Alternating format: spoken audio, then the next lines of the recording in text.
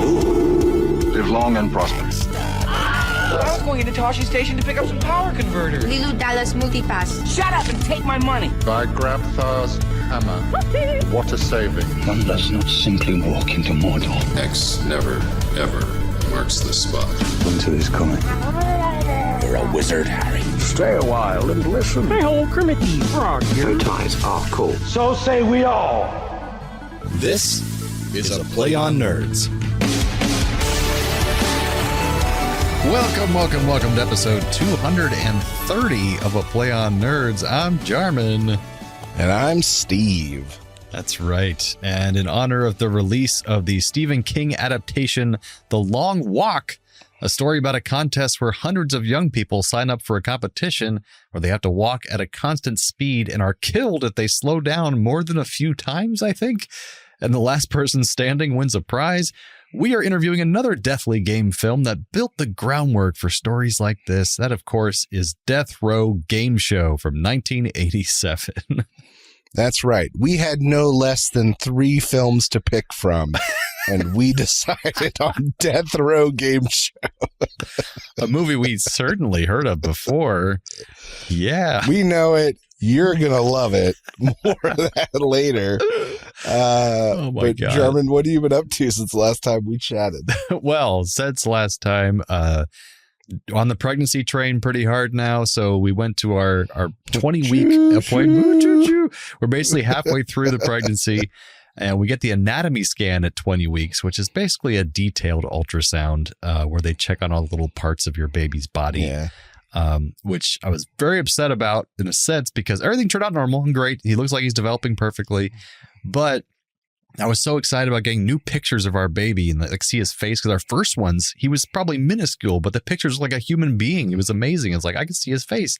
So of course, weeks and weeks later, the anatomy scans me awesome, but the little bastard had his arms over his face and he was just blocking off everything, so you couldn't see his face at all. And at one point, even put like a hand to the camera where he's just like, you can see his whole hand just going, nope, no pictures, no pictures. I was like, you asshole. So I'm already pissed at him. He's getting punished for that when he gets born. Man, what a mischievous scamp. He showed up to picture day like an asshole. Anyway, so beyond that, dentist appointment. I usually like dentist appointments, like get my teeth cleaned. But this one I had a guy for the first time, which I'm not saying it's gender based, but this guy, at first I was like, oh, he's so thorough. And then all of a sudden I was like, ow, everything. Man hands hit different, you know? Apparently he was being maybe he's being as thorough as he's supposed to be, but I left with my mouth hurting so much. I couldn't work the next day on my voiceover because I was like, trying to talk into the microphone. So that sucked. But yeah, so that's been what I've been a lot of doctor's appointments and shit. But what about you, Steve? You like the dentist? I've only been a few times. Oh my God, Steve. Not good. What? You're supposed to go every 6 months. Yes, that. You have good insurance, I'm sure. I do. You asshole. But no, like I didn't do it for a very long time. I did the same thing. I had a long break. Yeah. And then I went and they had the cleaning and then was immediately betrayed by a dentist. I think I talked about this on the podcast years ago where she was like, we should do dental occlusion. I was like, what's that? She's like, I'll grind your teeth so your bite fits together better. Oh, and I went, yeah. Okay. And so we did it. And I ended up with sensitivity and pain for months while the enamel rebuilt. Oh my God, that sucks. Yeah. And I went to then another dentist to get a second opinion. They're like, they went straight to dental occlusion. I was like, yeah. And they went, oh, no, we would have had you advise an orthodontist. And then only if, like they would have done it, not us ever. And I was like, got it. Cool. So I got scammed. Sweet. I think we talked about that on the Sappy Crap because I remember saying I had really sharp canines, and then like after I got my braces off or something, they're like, oh, we need to fix these, and they went and shaved them off without even asking me my permission, and so I have normal canines now. I'm like, I had sharp, cool canines before, like a vampire. They didn't even ask. They didn't even. I was underage, I guess, at the time, so they didn't care. Yeah, you have no say. Jerk faces. What have you been up to, Steve? But yeah, we had a long weekend with Labor Day. It was the first Penn State game of the season, so we got to go to our first Penn State party. Penn State whooped the hell out of whatever team it was. Arizona, I think. Yeah, but they scored like 43 or 49 points, something like that. And at these parties, they do it's peach schnapps. Oh. No, it's what is it? Peach brandy? What the hell is it, Anna? It's like a really it's apricot brandy. What? Apricot brandy. Who picks This this really out? shit liqueur. So this is like a tradition that has been formed over 30 or 40 years because they've been doing these parties where they get together on Saturdays and watch the Penn State game for like 40 years, Wow. 30 years, something like that. And so because of that, this is stems from a tradition because when they were young, that's what they could afford. It was like this cheap, terrible apricot brandy. And it has just continued on as this like tradition. Wow. I think when the next generation takes over in the future, you can have it like sitting in a corner to like honor that tradition, but like maybe it isn't the main drink anymore. It's just like a side drink. We'll see. We'll see.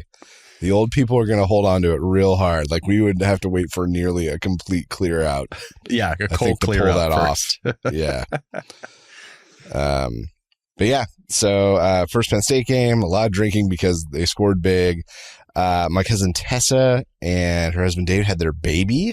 Yeah, congrats. We have a baby Nora, little Nora Bauman in the family now. Cute name. And then we went to the Renaissance Festival, the Pittsburgh Renaissance Festival, Ooh. which is 45 minutes outside of Pittsburgh. It's really not in Pittsburgh.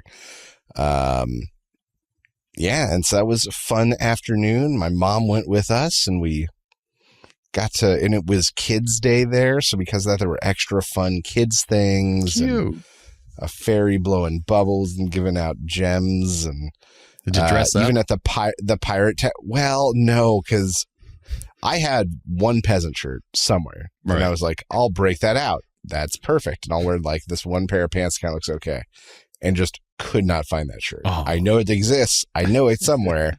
No clue where it is. So I wore nothing, but Dilly has a Viking helmet he's been wearing and loving since he was like little. And so he wore that, and Anna was able to fashion him a makeshift tunic out of her blue vest from her Toad costume. Cute. And like a belt. Joyce has a princess costume. Nice. And then Anna wore something sort of like flowy and peasant-y, as close as we could get. Yeah, you try. It's the spirit of things. Yeah. Though I got home and I did order a linen peasant shirt the moment For I got next home. time. So I now have one for a future thing. / maybe Halloween coming up. And then you'll lose it by then too. So it'll be great. Yeah, that's right. And then the kids are back in school. And so I'm right now sort of at the tail end of the first cold of the year. Oh, nice. Because the kids bring it back home with them. Yeah. The kids drag something home, and this is the beginning of it. We always have a real rough spike right at the beginning of the school year. Ugh, I hate it. I'm looking forward to it. It's not great. Well, does that bring it to some nerdy news then? That's right. It's time for Nerdy News.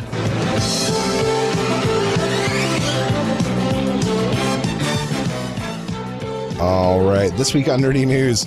So I just want to preface this. This is the actual title of the article I found. Oh, boy. This is not my cheeky name for this article. This is the actual name. Great Tits show early signs of splitting up. Oh, boy. Well, the University of Oxford and the University of Leeds in the UK started studying the Great Tit, that classic sweet, sweet songbird.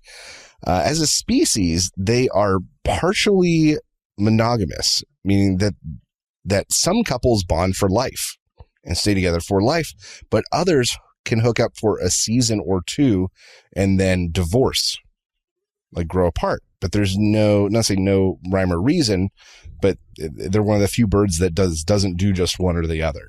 Mm-hmm.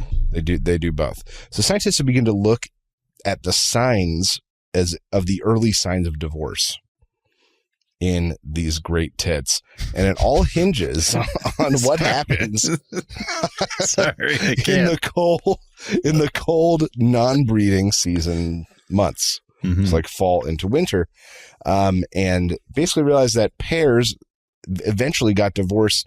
They spent less time together. Instead of going together to feed, they went separately, or they would go to the same feeder at different times. So just started spending less time together, even though they were still living together. And then those ones were far more likely to then split up versus the other great tits that stay together. I didn't make this title. I know. Stay together. They go eat together. They bathe together. They hang like those couples. The bonded couples like stay tight and get tighter over the off season. So scientists believe this could offer insights into bonding pairs throughout nature and give us a window to re-examine other species, as behaviors once assumed to be genetically driven may in fact come from more complex social interactions. But the cold affected what was going on, is what you're saying. Well, like during the breeding season, when they're taking care of young, they have all this reason to like be together. And then you get to the off season, they're still living together, but then they start doing things apart. Ah, yeah. And then that next spring comes around and they both go their separate ways. Because I was going to say, things always get hard when great tits get cold. That's right. So that is Great Tits Show, Early Signs of Splitting Up. Padumcha. No padumcha. That's just science. That's just science, man. That's science. That's the name of the article. No padumcha. Speaking of padumcha, let's talk about Deathrow Game Show. Woo. What a thing we had to watch. Deathrow Game Show. Deathrow Game Show. But if you lose, you will be no more. We meet the concept, a live or die a television show where death row inmates have one final chance to go free or maybe even win some money for their families. Outside the studio, the host Chuck is bombarded by protesters. This show is very polarizing. He drinks while avoiding hitting slow motion children, literally children in slow motion. That was weird. And gets yelled at by a fellow driver who recognizes him and hates him. At his mansion, he wakes up next to a naked woman who wants him to take care of her boyfriend who's doing 65 to life for molesting a collie in front of a Catholic school. God. It was here I realized the movie that I was going to be watching. I was like, it whoa. was at that line where I went, okay, we found it. The host makes light of a contestant getting gang raped. This is the next thing that happens. Don't worry, he's still going to go on. He just wouldn't be sitting down for the episode. Oh. Like, I was like, what? Jeez Louise. He heads back to the studio where he has more deals for more prisoners. The prisoner chews what's behind the curtain instead of what's in the envelope, but in the envelope was a pardon and behind the curtain is a noose and they hang him. We cut to commercial where a prisoner is tricked into eating rat poison and dies on camera. Rodento. Chuck is on a talk show then where he is being berated by the host and a guest, but people calling in seem to love him and the work that he is doing. The final caller, however, does threaten his life and that he's going to kill him. Chuck then survives an assassination attempt and theorizes why he's being targeted. Otherwise, he's like, I don't know. I guess. I'm like, yeah, okay. Someone literally just said they were going to kill you. He recalls a few months back when he hooked sensors up to a guy's wang and got a sexy dancer to try to give him a boner. And if he got a boner, he was going to electrocute himself. That's he the movie survived we're the watching. dance, but then the host puts his hand on his shoulder and that gives him a boner and he dies from electrocution. Back home, we get more commercials, feminine hygiene, and a man with acres and acres of women to buy. Chuck has a dream in the form of a movie preview about his impending death, but the whole thing just turns into nonsense. It was all the David whole Lynch thing. themed. That's what it was all going for. Yeah. He heads back to the studio the next day, gets the normal everyday death threats, but it turns out his new lady friend is also now tied up in it. Two strange characters come into Chuck's office.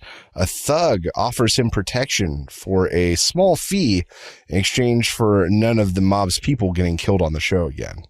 He doesn't know how he's going to do this because he doesn't know names. They just have numbers. Meanwhile, he brings his granny, which is weird. Yes. To the studio because she's a big fan of one of the shows, but gets mixed up and gets put in with the death row inmates for the show. In the studio, the show goes on. An inmate is killed instantly, and Granny is put in his place. Granny is forced to run with gas cans through flaming hoops, which she somehow does successfully get through, only to blow up at the end, which they don't show. No. It's very unclear. That I thought the thing was she was going to be okay. Chuck realizes his mistake, that he killed the grandmother of the thug, and he freaks out.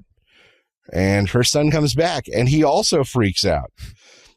Chuck arranges to have Luigi, who's the thug, be a contestant, sucking all the air out of a small box, killing him. Chuck and Gloria kiss, the lady friend, I guess. Suddenly it's romantic. Elsewhere, Luigi wakes up among all the dead inmates, all their bodies, and he wants revenge. Chuck has a change of heart and decides he's going to give it all up. He's not going to do the show anymore. And Gloria tries to find him and warn him that Luigi is still alive and looking for him. On the episode, it's hunger and lust is the theme, where an inmate has to choose between food or a girl. He chooses the duck, but then has sex with it for the rest of the movie. They show him having sex with this turkey like 12 times in different angles. And he's just groaning in the background for the rest of the movie. Yeah, I'm not kidding. He was just in the background of half of the shots. Luigi catches up with them, pulls a gun, and forces them into the air removal box from earlier. Just as they're about to die, a crazed fan that has talked to Chuck and tried to convince him to be on the show grabs a gun and kills Luigi, hopefully to finally get on the show for murder. Like, that's his plan. He's going to murder a guy and get on the show. He's then shot by Luigi, who is not dead, and Chuck and Gloria get out of the box. They just walk out, get in his car, and drive away, leaving all of this behind, including dozens of people in a cage. They're just trapped there. And Chuck decides he's not going to do the show, and he figures out his future is in endorsing products like watches, electric fences, and chef's knives, all of which are also to the detriment and torture of inmates. Well, dead bodies of inmates. They're Dead all bodies. True. He's desecrating Well, their good corpses. then. It's probably all right then. Oh, yeah, it's fine. So that was Death Row Game Show. The more I looked up about this movie, and the more I tried to search for some meaning or how, it just kept coming up more and more blank. Yeah, I was surprised how little information I could find about this movie. That's what I was like, I have to. I know Jarman does the factoids, but I have to look this thing up, and I couldn't find a lot. And it's so, I wouldn't say better than I expected it to be, but just a lot different than I expected it to be. I thought it was just going to be like B-movie slop, and it kind of was, but also like really funny in like an airplane kind of way in some ways, but just too over the top with its, kind of chauvinistic, gross out humor and just like really just dark jokes. And it had a distinct audience. Yeah, this was intended for. But it's not what you expect, but it's better than I expected, I might say. I was entertained in a really like, what the fuck am I watching kind of way. Yeah, I guess it was kind of like a train wreck you can't look away from. Yeah. And it's just the fact that they didn't take it so seriously, like they knew how ridiculous it was. That made it a little better because it wasn't trying to be like a masterpiece. It was, I don't know. You're right. Like they swung into like Looney Tune / vaudeville territory a few times. They did. I think when Luigi watched the playback of his mother die, and he like had that crazy look on his face. Like, you podcast can't see it, but just the dumbest face you could imagine, frozen. And then Chuck comes in and goes, "What did he see?" and realizes that he saw it. And they both sit there with that stupid look on their face for like 15 seconds. It's a long shot. It is. It's so weird, and I loved it. I don't know. But no one's career escaped this film. No one is known for anything. And I saw some comments from people, because I tried to find reviews of this movie, even there's no reviews on Rotten Tomatoes at all from any kind of publications, but a lot of user reviews. And a couple of them said, like, I'm surprised the lead guy didn't get more work because he was actually pretty good. And he had some boyish charm, and he had some range. He did, but he attached it to this movie. Yeah, exactly. This movie was poison. I loved, when I first knew what the movie was, in the very beginning, they're playing a clip for the prisoner saying, "What movie is this?" And they play a clip from this mummy movie where this woman's just sitting on a tree, like scantily clad, and the mummy goes to grab her and she runs away. And the mummy just goes, "God fucking damn it, fuck." And they're like, whoa, this movie's out of the gate. What the hell is this movie? The mummy's just cursing in like American English, like, fucking damn it. And it has its own theme song, Deathrow Gameshow, or whatever it was. You're like, I was like, that's amazing. And the announcement on the radio, we want to remind our alcoholic friends out there to not drink while driving. You could spill it. Just says in the radio. Every time he walks into his office, his secretary is actively using a vibrator and masturbating. That's just a thing they do for some reason. They say every man dreams of being well hung right before they're about to hang a guy. Terrible. The very prudish woman that he falls for, her name is literally Mrs. Sternvirgin. That's her actual name. And after he tells her off on the TV show, they cut to commercial, and the host is heard on the open mic saying, "You really told that bitch." Like that. It's just like, oh, and don't forget that when they test to see if the guy is his boner's gonna happen, it's called the Dance of the Seven Boners. That's what that was called. Dance of the Seven Boners. I mean, there's so many weird one-liners. It was just so crazy that it was already grotesque, and then they like tagged on a gay joke right at the last moment. I know. Yeah. Right at the last moment. I was like, oh my God. Some real cringy stuff in there. What'd you like about it, Steve? Not a lot. The plot was like indiscernible. I know it was a madcap comedy. Like, I get that. If anything, there was some charm to the stakes being so low in that, not, it wasn't a big world-ending thing. It was a gangster was going to come in and muscle him to not kill. Like, I was like, okay, that's at least a premise I can get behind. I think the guy that they got to play the gangster was awful. Oh, he's his name is Bino. Is literally his name. And he was terrible. Even in an over-the-top role, he was terrible. Very bad actor. Yeah. And that made that really hard. That whole thing hard to believe that he was that dumb and that scary. Right. It didn't make him scary at all. Right. And the whole, like, him hitting on the girl and taking her with him as leverage, but playing it as dumb enough to believe she actually wanted to be with him. Right. And not him knowing he was exerting, his influence and like, that felt stupid in so many ways. Yeah, they should make some parts of it believable so the rest of it can be goofy. I agree with that. You need the basic premise and conflict to be actually real. Otherwise, all the goofy stuff kind of falls apart too. So, yeah, I think he should have been more menacing. That should have been more real. I think you're right with that. But yeah, and then the grandma. Can we talk about the grandma? That was one of my less favorite parts. Yes, I put that one thing I disliked the most. What the hell was that? It was a man playing his mama character, and she was in like an old lady costume, and they pitched up his voice to sound like an old lady, I guess. So the audio got weird when they turned his voice up, and it just was And then it would cut out in dialogue because then they had to have the other person's voice be normal. Right. And so they'd have to pitch up for like one line of dialogue and you could hear the break. Yeah, like every time it did, it was really not good. The blatant chauvinism was a lot, but that was, partially a product of the movies of that time, but this takes it to a whole other level. Gratuitous nudity everywhere, obviously.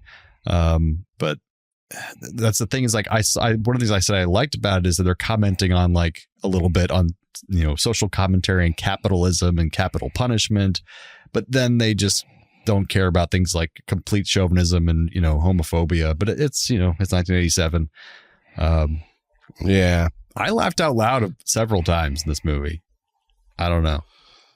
I don't think that was the case for me. That's fine.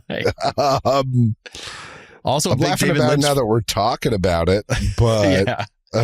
I'm a big David Lynch fan. I thought that David Lynch sequence was actually really funny and cool and weird in this movie because it's like, there's some film geeks that made this movie because that was done very much like a weird dream sequence from David Lynch. So it kind of worked. And then all of a sudden it goes back to this really cheapo, weird movie that we're watching. So that was strange. But, I also put that like a lot of the acting was kind of bad, but the small, tiny characters were also all really believable. Like they were actually some of the better actors. Like just the little side characters. Like, his secretary was one of the better parts. Yeah. You know who I really dug and who really was there to sell the bit? His Vanna White. Yes. That actress who I don't think had any lines. And yes, she was sexualized to shit. Like I think she was the dancer for the Seven Boners and she was, but there was this point at the end where like Luigi comes on, he's got the gun, he forces everyone in the cage and she still plays it on because she knows the camera's on. So she's still doing like all the side movements and walking sideways and making sure she's facing the camera and smiling. Like she sold the living shit out of that bit. And was one of the better parts of that final scene. Was she like glided into the cage with her arms up.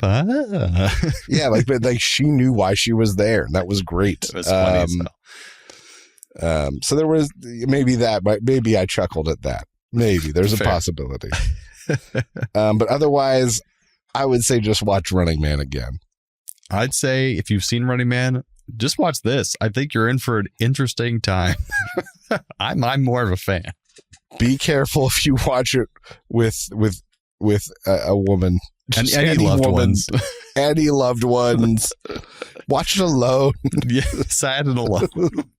This has made me want to watch more of this director's movies. That's how much I actually kind of enjoyed this.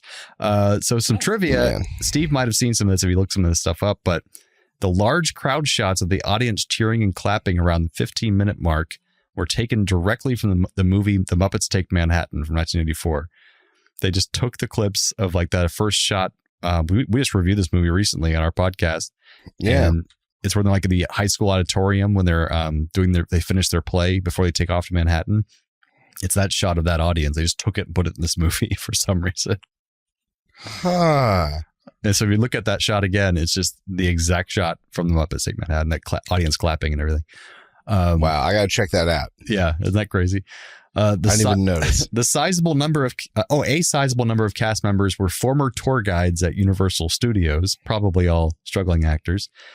The guy who played the host of the game show, John McCafferty, he drove his own car in the movie. That cool black 80s car he had was his car. The whole movie had a budget of $200,000, which I don't know how much that transfers to 2025 money, but doesn't seem like much. And I also put in my notes, that's pretty much all I could find. Went to Wikipedia's, went to articles. There really wasn't a ton. There's a lot of reviews out there of this because it became kind of a little bit more of a cult favorite. And they did do a Blu-ray release of it, which is what the version I think Steve and I watched.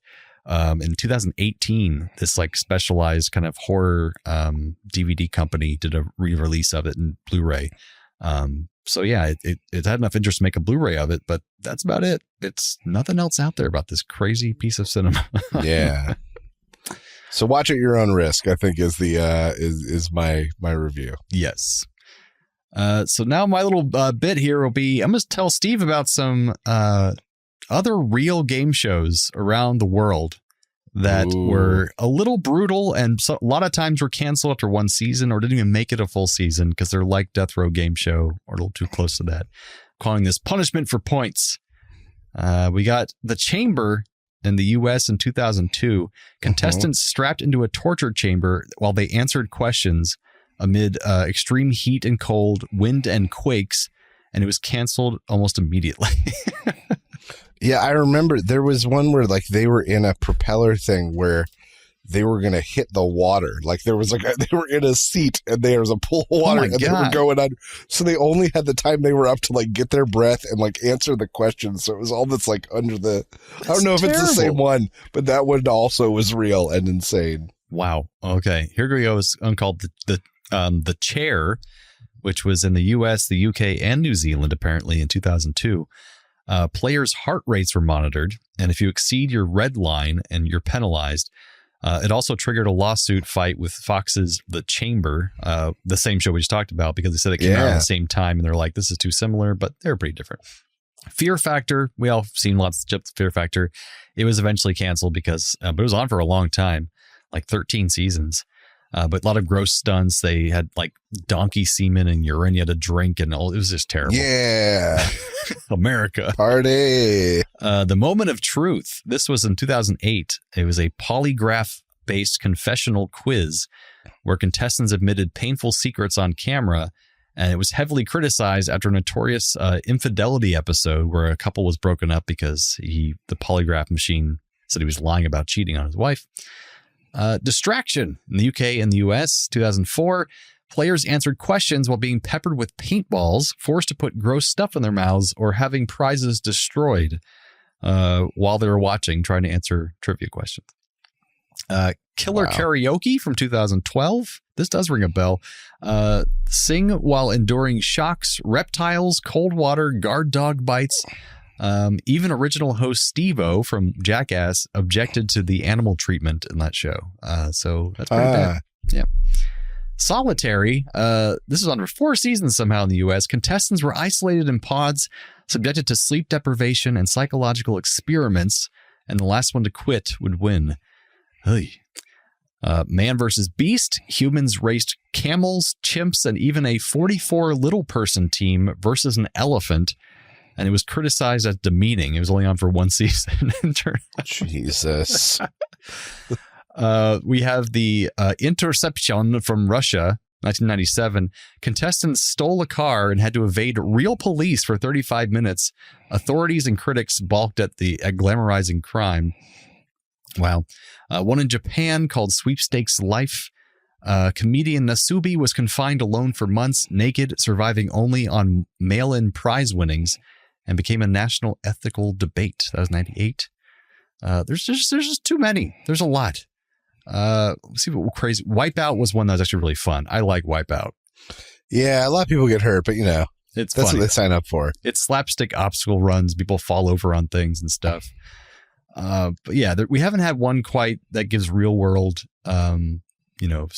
prizes like getting out of jail or anything yet. But I'm sure it's only a matter of time. We'll have something like that in real life. So yeah, there's more, but that's just some of the crazy shit we've done as people. But I think that brings us to some radical recommends.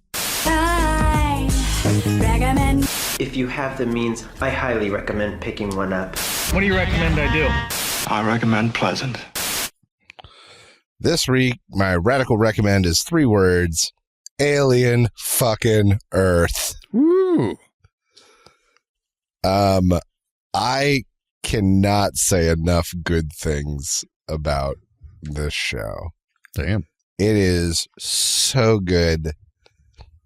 It, like, even, things like Lost and Heroes, this eclipses those as far as, like, just brilliant, great sci-fi television in a franchise that they are finally doing something with. And it makes me so excited for other things. Incredible treatment, what you love, the alien, the xenomorph, new dangers, big mysteries and questions. The way they lay out the story is incredibly compelling. They do like flashback montages in these ways that are very quick and give you the idea of what happened. They tell you what you need to know without diverting you from the main story. It's an incredible device that is so stupid effective. But I mean, if you're not watching Alien Earth, you need to watch Alien Earth. Now, I think you told me last time, I've already forgotten where it takes place in the crazy alien timeline. Where is it?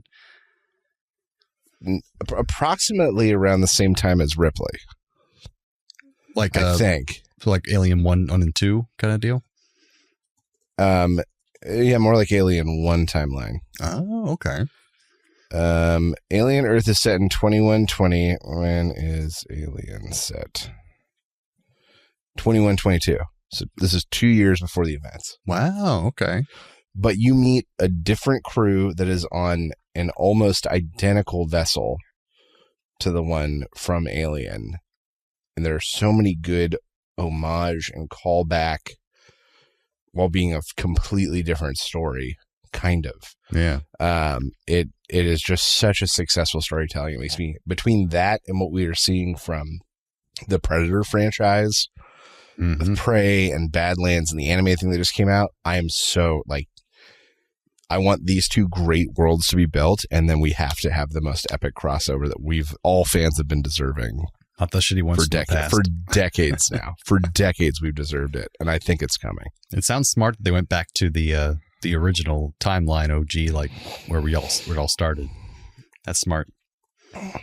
Yeah, and while they are hitting familiar story beats from the original, like the xenomorph is a big part of the story that's being told, it is not the only part. Yeah. There's a lot going on that is allowing them to tell a much more emotionally balanced and slower story. Which is always nice, yeah. Right. So, but I should probably watch the other movies before I jump into this one, I'm assuming. Honestly, you might get some more homage stuff if you watch the others, but in my opinion, you should watch Alien, Aliens, and then this, and then kind of stop. All right. Fair enough. You know, if you actually, I amend that, watch Romulus. Gotcha. Haven't seen Romulus. Romulus, real good. But better than, you know, Prometheus and Covenant were okay. Already forgotten about them. They were all right. Romulus was really good. That's the only one I didn't see. Yeah. So, yes. Very cool. It's so good, guys. I'm not even kidding. Ann and I have rewatched it multiple times at this point. Wow. So the whole thing's already out? First season? No. That is how crazy it is. And so, like, with no spoilers, there was just an episode that covered the events that were talked about and implied earlier in the season. And we watched that episode, and then we immediately wanted to go back and watch that episode going in with so much more context. It was great. It was so good. Can't recommend it enough. Well, damn. Alien Earth, everybody. Heck, we've come a long way from you recommending the local DMV. Hey, those guys are still legit. The same level of passion. Don't get me wrong. Still legit. All right. Well, that brings us to some trailer reviews.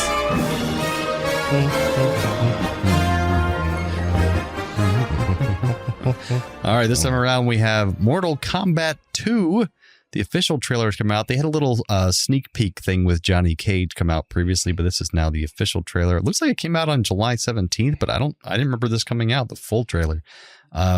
And it seems like I think it came out for one of the cons that happened. That makes sense. One of the big summer cons. It comes out October 24th, so not too long away. I did enjoy the first one of this new reboot of the franchise movies because I love the original games growing up, and those original stories are being told again in a much better way with, you know, more dramatic actors and less no names. And now we have Carl Urban coming in to play Johnny Cage, who is just notably absent in the first movie. People thought that was strange, and now they brought him in with a big actor.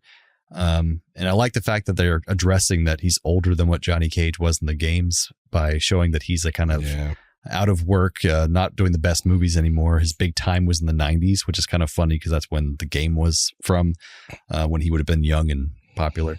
But we get to see Shao Kahn in this trailer. He looks pretty badass. He's played by this giant guy you'd recognize. He's a big stunt actor these days, big bodybuilder.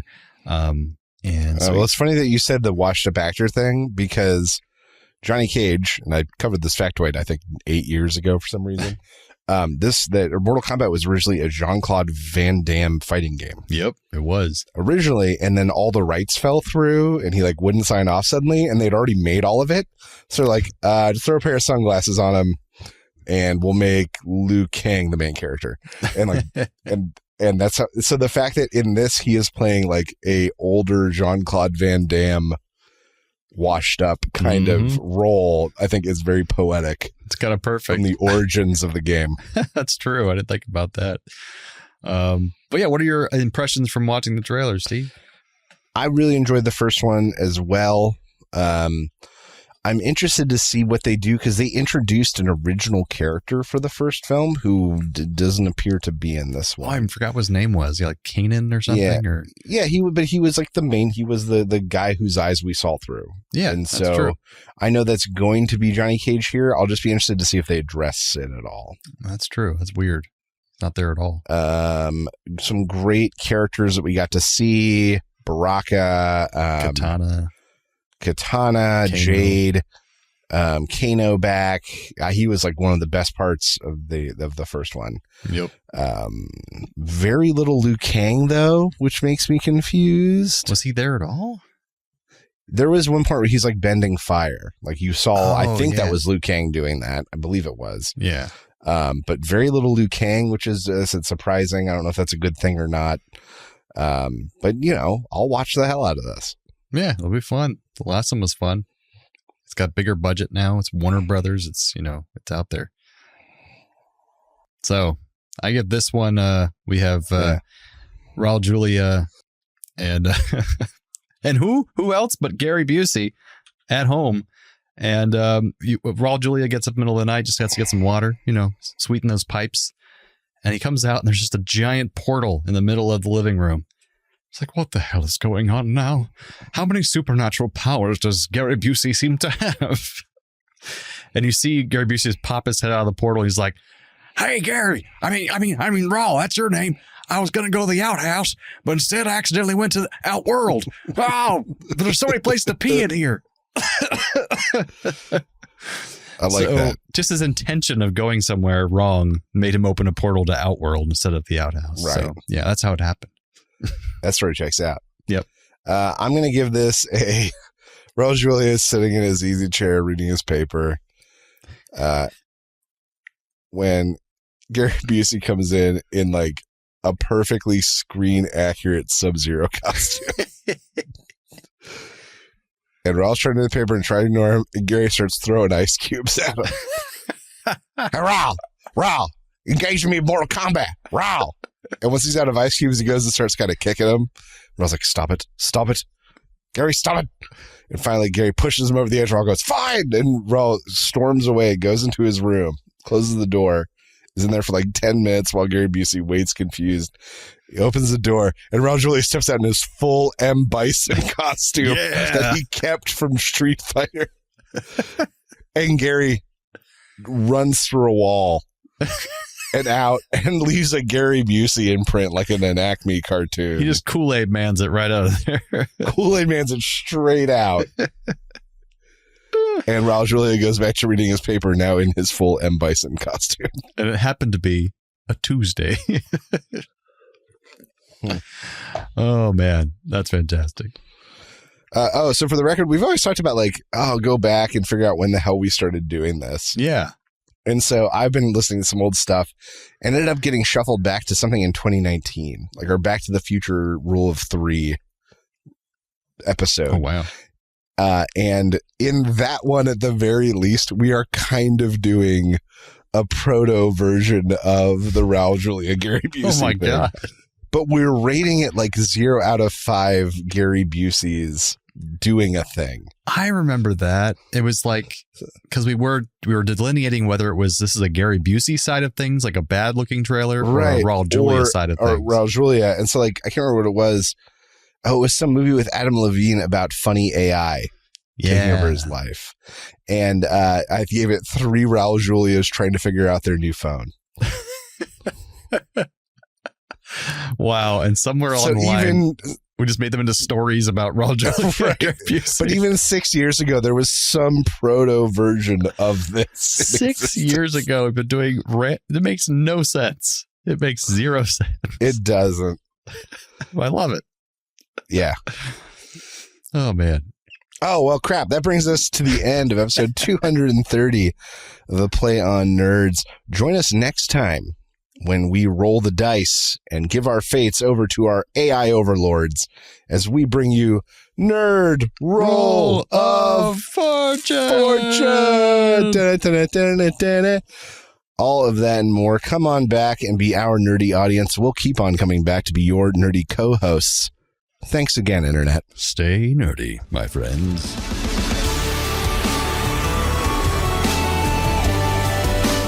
Thanks for listening to A Play on Nerds. Feel free to email feedback at aplayonnerds.com with all your questions or comments. Shoot us a message on Facebook or Twitter and earn yourself a sweet shout out on the show. Review us on YouTube, Spotify, or Apple Podcasts so even more nerds can find us. Tell your friends, tell your enemies, we aren't picky. Check out our entire back catalog and other offerings at aplayonnerds.com. And how? Great tits. Cold Great Tits.